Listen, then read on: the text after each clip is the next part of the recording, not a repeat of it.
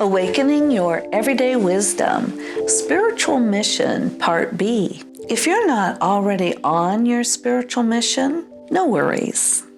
If you are meant to be on a spiritual mission, you're going to have a lot of nudges coming to you in the form of intuition, hunches, restlessness.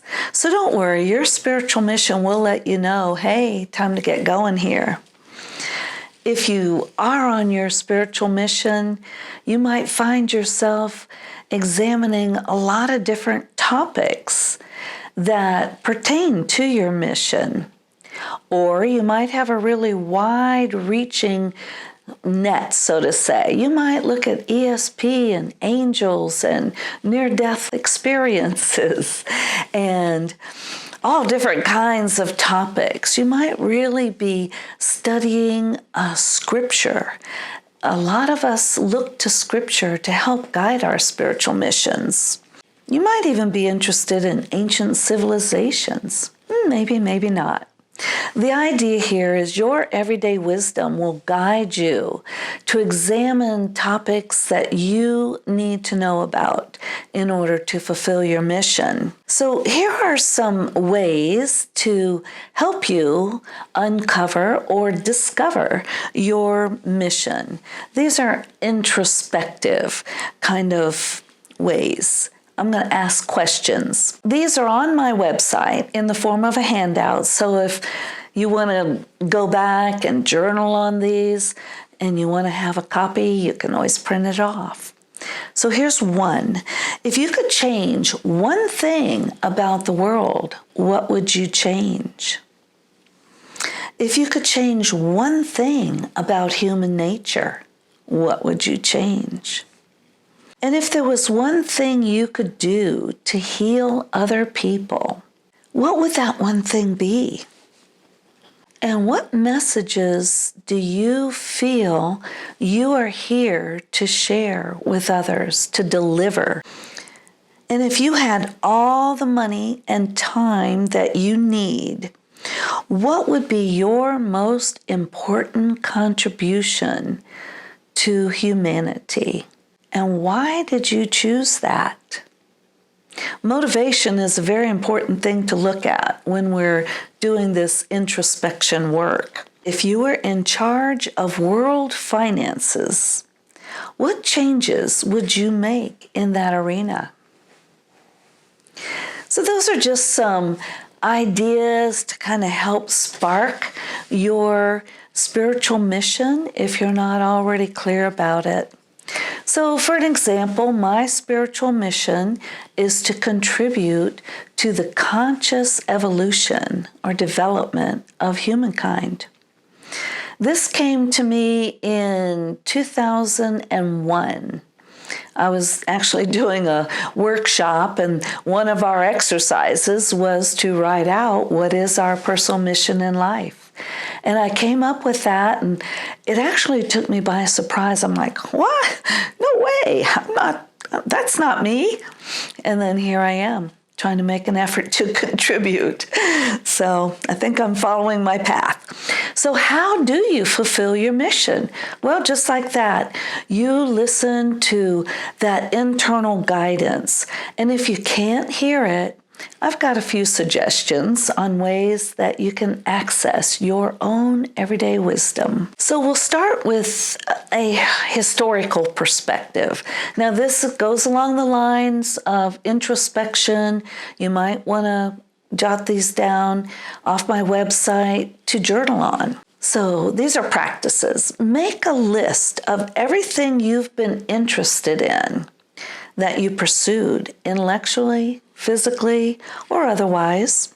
Make a list of your successes, large and small.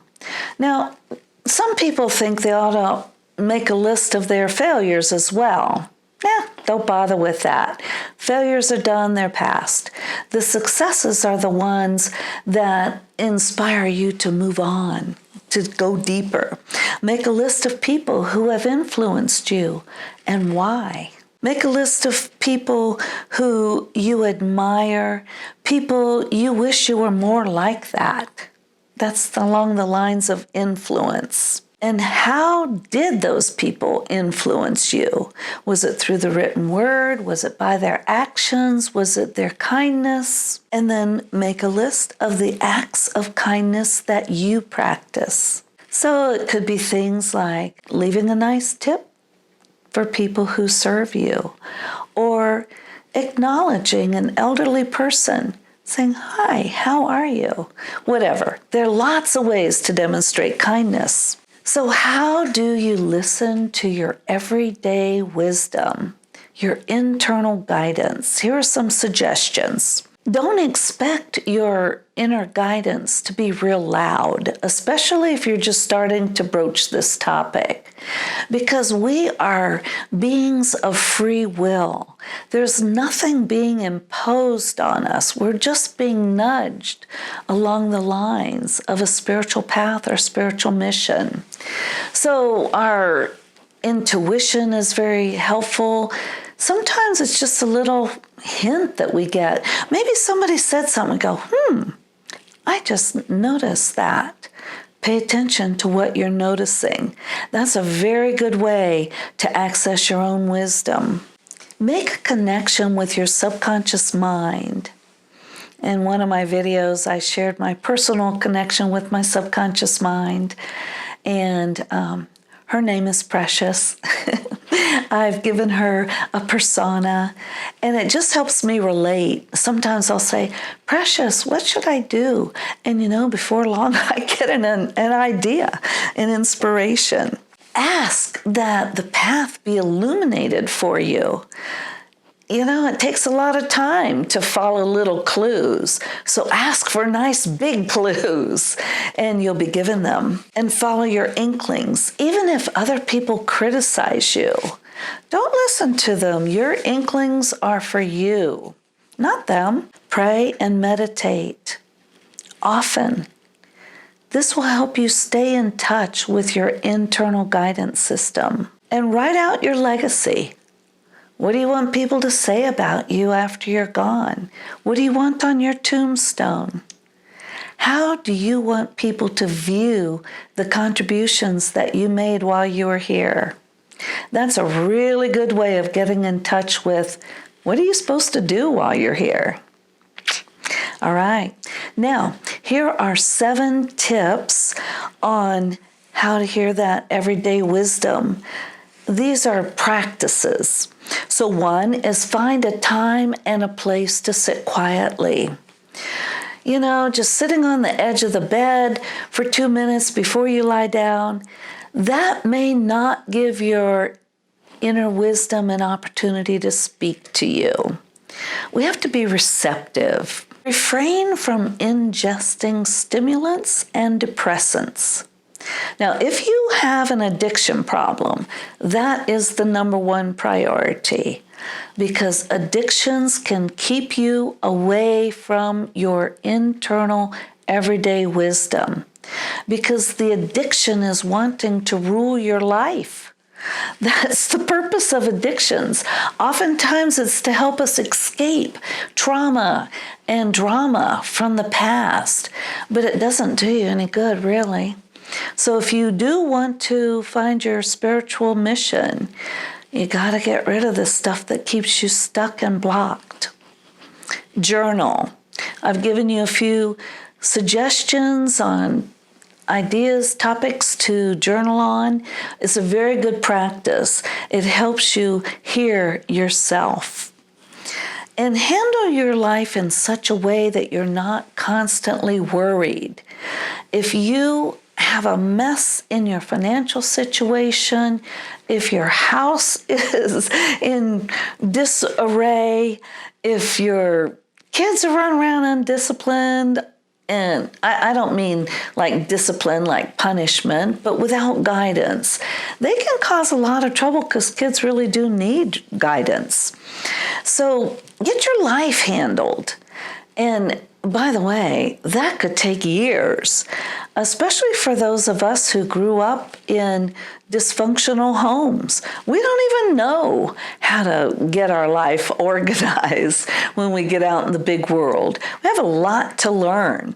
So don't judge yourself. Don't put yourself on some sort of I have to be perfect kind of mode. You don't have to be perfect by any means. And don't overguess how guidance will come to you. Like I said a little earlier, it could just be something you overheard as you were standing in the checkout line at the grocery store. So don't discount it if it doesn't come to you in your journal or in some glorious realization. Just be on the lookout. Guidance can come to you from all different ways. Now, here's one that came from a book from the 50s. It was called Think and Grow Rich by Napoleon Hill. One of his suggestions was to form an imaginary council. And I have one, it's pretty cool. My mom, who's deceased, is on my council, along with very strong spiritual leaders, and my guardian angels are on my council as well. So you get to choose your own council. If you want to find out how to do that, you could look up Napoleon's book. I don't know if it's still in print, but check with me if you can't find it. I might be able to help you. And then this one is the number one. Sit regularly. Be quiet. It helps to have the same basic time, like early morning, late evening. And it also helps to have the same place where you are very intentionally sitting with the purpose of receiving guidance from your everyday wisdom.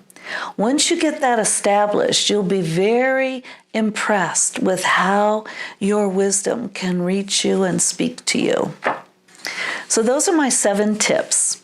Now, it can be a big struggle to adjust your life in order to follow your spiritual mission. Sometimes our friends and our family members don't want you to change because they're used to you the way you are. They figured out how to push your buttons. They figured out how to please you. They don't want you changing. Trust me.